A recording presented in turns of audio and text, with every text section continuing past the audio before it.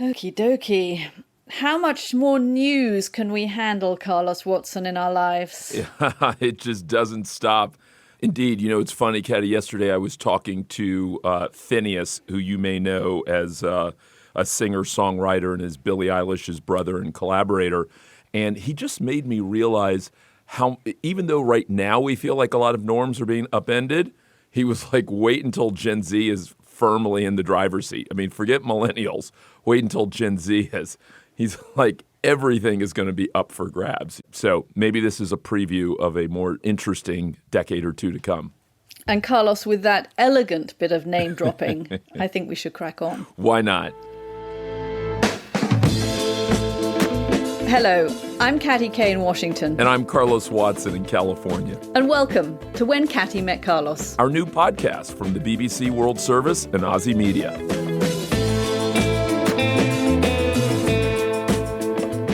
Katty and I were fully prepared to have a different conversation this week, and she so smartly texted me over the weekend and said, hold on, hang on a second, I think there are bigger things afoot. Maybe we need to talk about this thing called American democracy and whether we may be on a bit of a precipice, and we may want to think about whether or not democracy is at greater risk than maybe we would normally consider.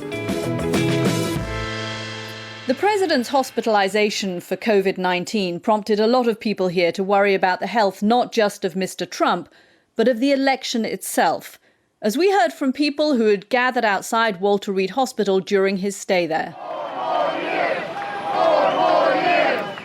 I'm here to support the president. Look at all the support he's got. The polls are all wrong. It's just like 2016.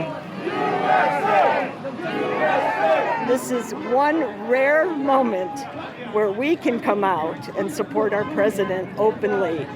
We cannot ever dare to imagine hanging a Trump sign in our neighborhood. I voted for him with I can't believe I'm doing this. I mean, really? The Apprentice dude? And my husband said, he knows business, Cindy. We are going to be Greece if you do not vote. So I did, but I have grown. And I said it the other day to Bob. I said, I love him. When there was a threat to his life, I felt love and fear and sorrow, those emotions you feel for your family members, I felt. That's why we're here. I think that they're going to try to steal the elections. That's wrong. Every vote has to count. So Trump doesn't have to concede. We can just, check every ballot, make sure that everything was done by the book. It's going to be chaotic. Are we going to have election day or are we going to have election month? Is it going to be a legit election? Because of all the mail-in ballots. I don't think it's going to go well. If we don't think it's fair, if we don't feel as though it's been counted right and that the Democrats cheat because they cheat all the time, they can't be trusted on any level, then I don't think it's going to go well. And if Donald Trump wins, I totally believe that the Democrats are going to be picketing and rioting too. We are in the precipice of a civil war in this country. I hope that doesn't happen, but we're on the precipice of that. They can't stand us, and we can't stand them.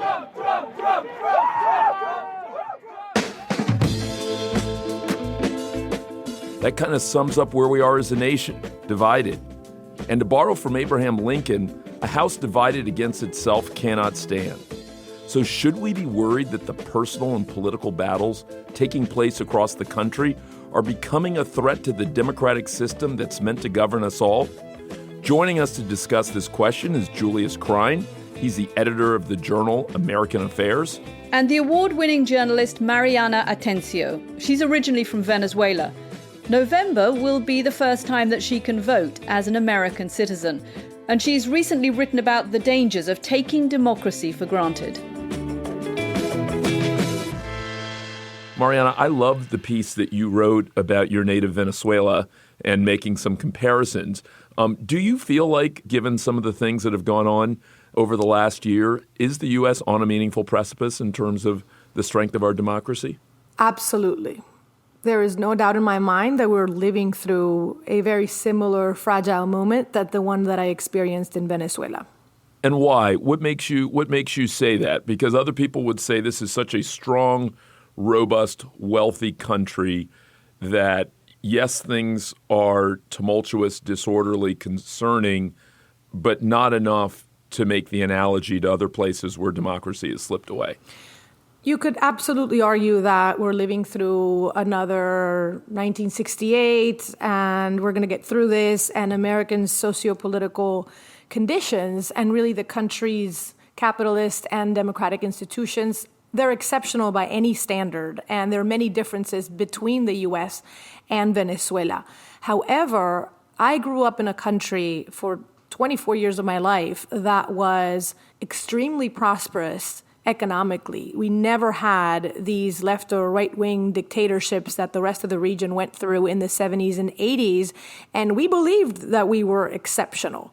But then 1998 happened, and the electorate was rallying against the establishment. People lost faith in both political parties. The candidates that were the two frontrunners for that presidential election were former, military who had promoted a failed coup d'etat and a beauty queen. And lo and behold, 20 years later, we're going through a humanitarian crisis in Venezuela. So I lived through a country that was also deemed exceptional crumbling. And I believe now that we're seeing similar things happening here in the United States. And it is my responsibility as a Venezuelan, as a newly minted American citizen who's voting for the first time, to sound the alarm and to tell people, if we don't vote, if we don't fight for American democracy, it is ours to lose.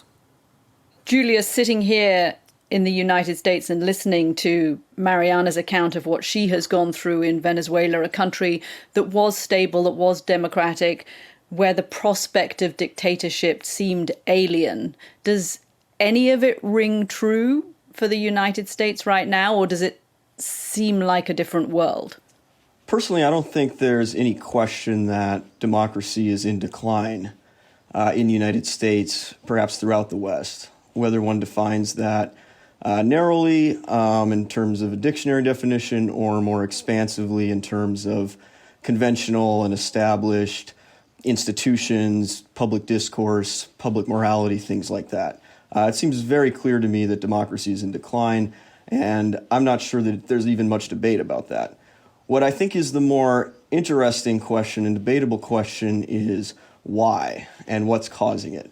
And what's most remarkable to me is that 30 years ago, people were talking about the end of history and the ultimate triumph of Western liberal capitalist democracy. And 30 years later, mostly the exact same people are now talking about the end of democracy.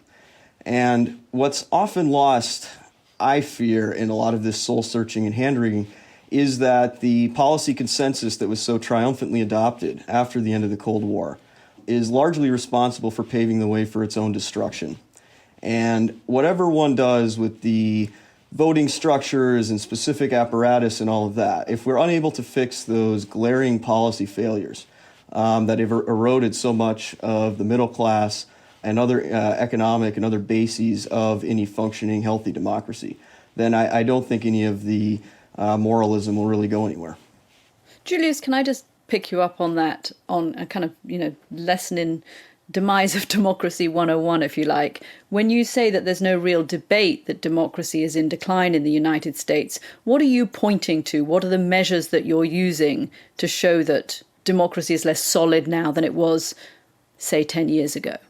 I mean, really, the fact that we're even having this conversation is pretty telling. And the fact that, you can look at poll numbers, regardless of the candidate choices, you see astronomical numbers. I don't know how accurate they are, but sometimes you see like numbers of 70% of people don't feel comfortable sharing their views in public or actually telling people who they're going to vote for, including their own family members. Again, if one goes through the sort of economic issues and you've seen a large-scale hollowing out of the middle class, which is typically seen as the foundation of political democracy. And you can just look at in the culture as well, without getting into certain of the partisan elements of this, the critique of American founding, the Constitution, whatever. This is now widely popular, celebrated, and the fact that a lot of people feel their only recourse is to go out into the streets and engage in often very violent forms of protest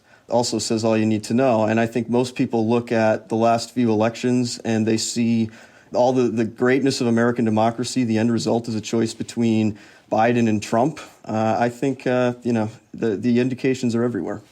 Mariana, that is interesting hearing Julius's thought that it's evident that it's in decline, because it does beg the question of what decline looks like. Former President Obama recently actually lauded the protesting, saying that was actually a sign of a healthy democracy, that you see that kind of participation, and that he hoped it would extend to the ballot box and that more people would vote and that more people would run for office and do other things, but that he saw that as part of it. What do you see that concerns you in terms of, is the American democracy unstable in a unique way? So I see three things that worry me. So I've been in this country for 12 years, and I left Venezuela when the government shut down the biggest television station in my home country. It was called RCTV. I was a college student at the time. I went out to protest for press freedom, principles I believe in, and I was tear gassed by the government as a student protester. When I came here to the United States and I'm seeing U.S. citizens being tear gassed by their government for protesting, that for me, as Julius said, is a telltale sign of, I never thought I would see this in the United States. This is the country where you're supposed to be able to voice your concerns and your opinions, right?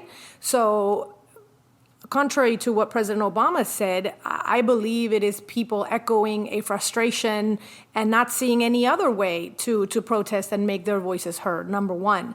Another worrying sign for me that I saw really take over in Venezuela and make the country crumble is polarization, what we've been discussing. It is literally being unable to discuss an issue, to sit down at a dinner table with someone who thinks differently, who supports the other party. It clouds your vision and it renders you unable to see the other side. When the president says something like fake news, and that automatically just annuls any other argument from someone that has an opposing view. And I, as a journalist, have covered families that can't even sit down at a Thanksgiving table because they are on opposite ends of the spectrum. And then thirdly, another worrying sign for me that I also lived through in Venezuela is the treatment of the press. I've covered Trump rallies, and I've seen how he treats the press, how he rallies his supporters to treat the press. And for me, even though he's on the right, side of the spectrum, it's very, very similar to what Hugo Chavez and Nicolás Maduro do to free press down in Venezuela, even though they're on the left side of the spectrum.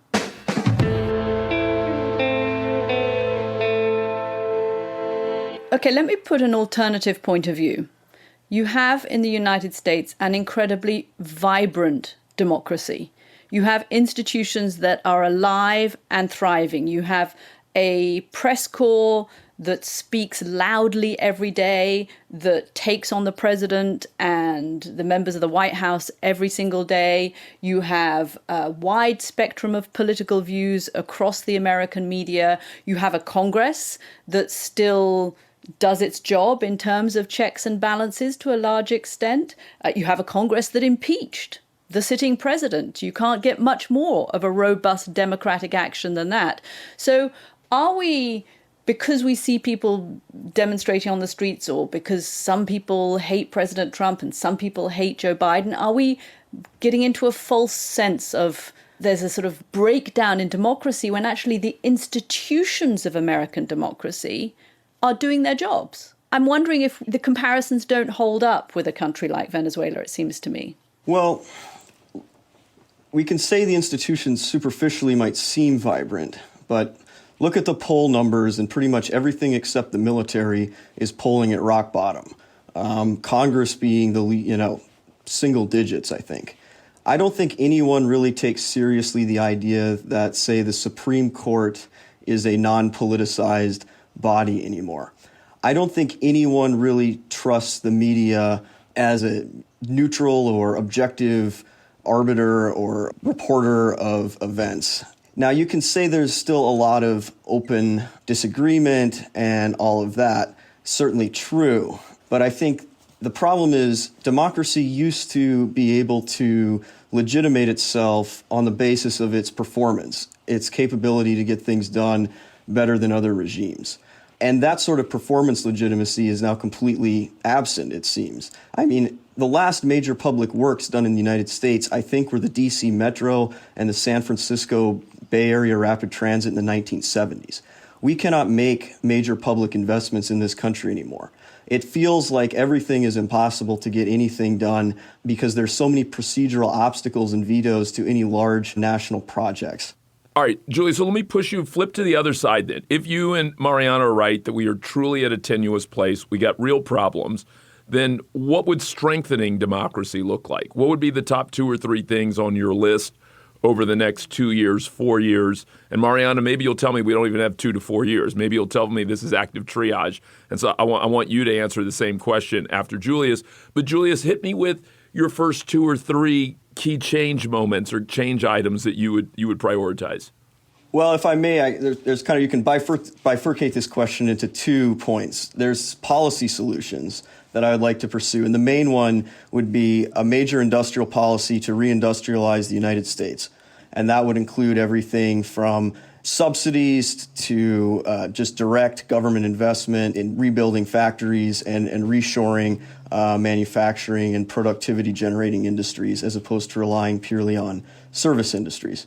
But then I want to also, there's a kind of moral or ideological element to this too. I think the most important thing we can do is sort of stop kind of the idealistic baby talk about democracy and just be honest about where we are. Democracy, one of the things it's supposed to be good at is self-criticism. We shouldn't be afraid of that. Standing ovation to Julius's previous point about being real about what's happening. I can't stress that enough. It's saying we all need to sound the alarm. The American promise is ours to lose if we don't fight for it. So we can't stand on the sidelines anymore. We can't sit this election out. For me, it's strengthening institutions, number one, because, again, in the comparison to Venezuela, I know it's not exact, but given the fact that I lived through that demise, it is my responsibility to bring up some parallels. Down there, we also had the courts, right, that were filled with pro-government judges more and more. People lost credibility in the ballot box. And lo and behold, before we knew it, you didn't even know if your votes were being counted on election day or not. Here in America, we are extremely lucky to have so many different ways to be able to cast a ballot. Right?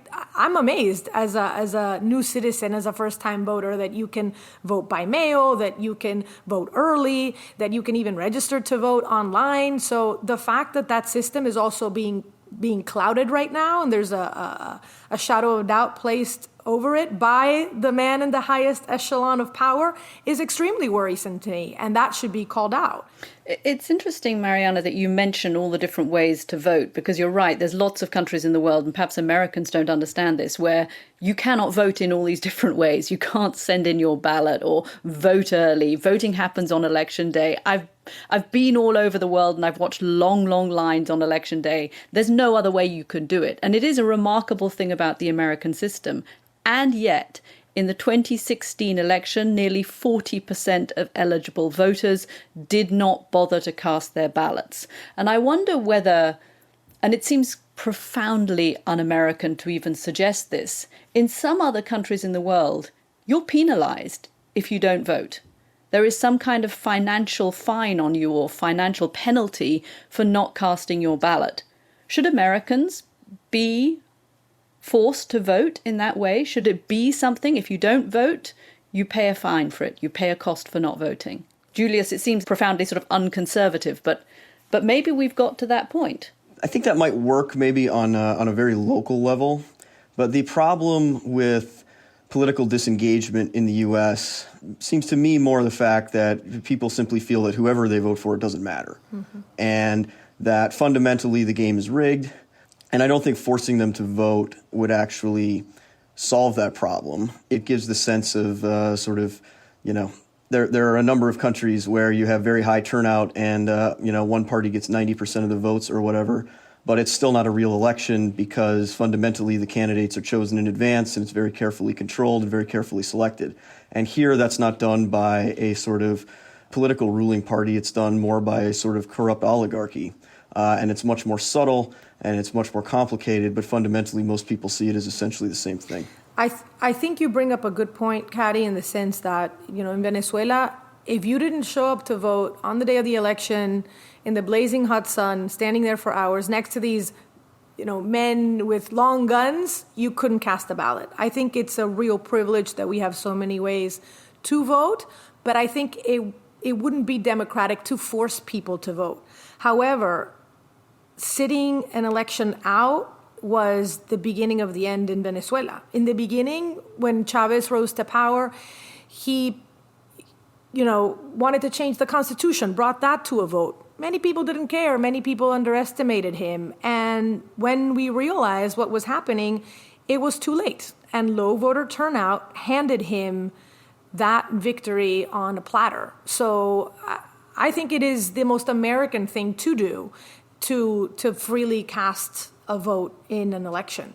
And it is, extremely important for everybody to do it, even though both options right now aren't ideal. I think it's very telling also in terms of, since we're talking about the demise of democracy 101, as Katty called it, the fact that, and Julius and I are millennials, right? The fact that the two best options that either party can put forth are two white men over 70, I think that speaks to a troublesome sign, and I think we're the only country in the world right now that is in such a predicament in terms of where is the next generation? Why isn't it being groomed? Is this the best we can offer from both parties?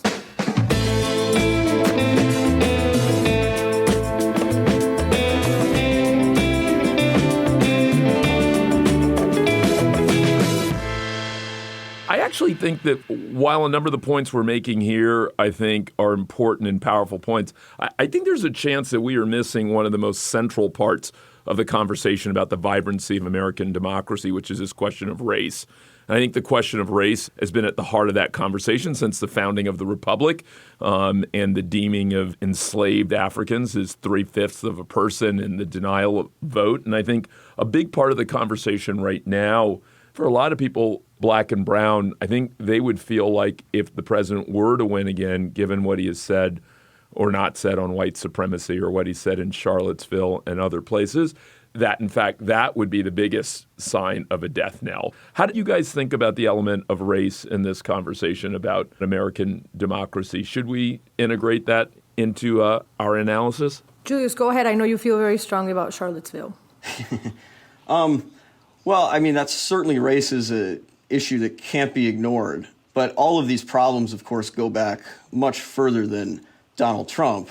Donald Trump just makes it impossible to sort of ignore them any longer. And fundamentally, I don't think Donald Trump leaving might change the rhetoric, but in and of itself, I don't know that it's going to fundamentally solve larger questions, whether on the policy front from issues like mass incarceration or police violence to a more ideological or deeper issues of whether it's possible to somehow forge a common good or common identity that can include Americans of all different backgrounds. And, at this point, it seems that there's a very strong current on the left that wishes to take identity politics in very exclusionary directions. And there are, of course, a competing identity politics on the right that's very exclusionary.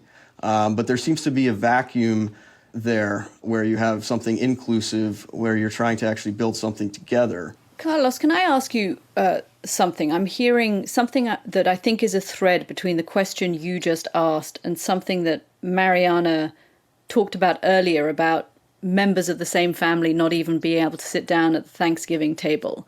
And it reminds me of a conversation I had with Bob Gates, who was actually the former defense secretary, who was a Republican but worked for President Obama back in about 2010. And I remember Secretary Gates saying to me, there are three big problems for America's national security.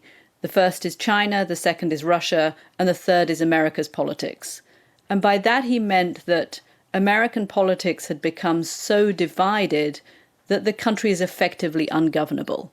And we saw that under President Obama. We saw the acceleration of division and rancor in the country to the extent that really President Obama couldn't enact any policies for 6 years of his presidency. And if we have a country that is this divided, where you have one side or the other hell-bent on acting actually like a parliamentary system where your only job is to stop the other party from getting anything done, then you see the erosion of democracy.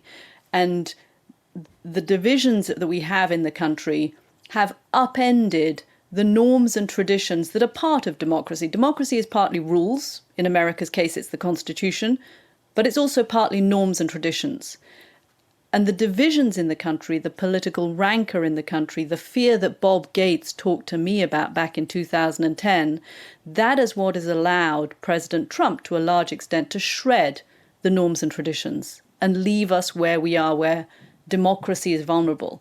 Because you cannot get, as Julius rightly says, you cannot get policies made in this environment.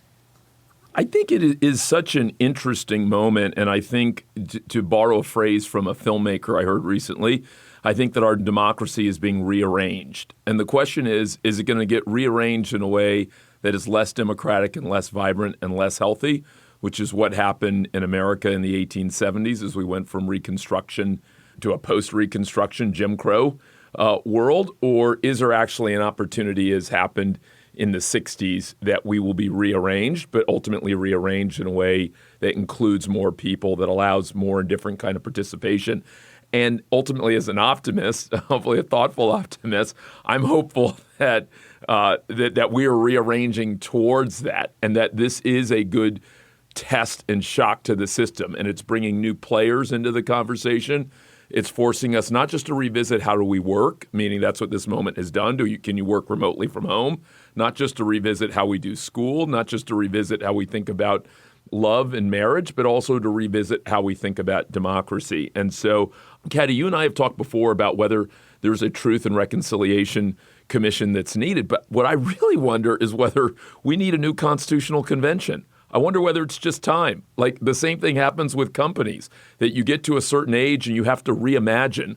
And I wonder whether this bold 250-year-old experiment just fundamentally needs a really fresh, let's bring the whole family back around the table and let's have what may be a fractious 5 or 10 year long conversation, but about what do we want to be the next 250 years in a world in which there will be robots and AI and pandemics and even more and different kinds of immigration, Mariana, because there could be more people moving out of the country because you can work anywhere, right?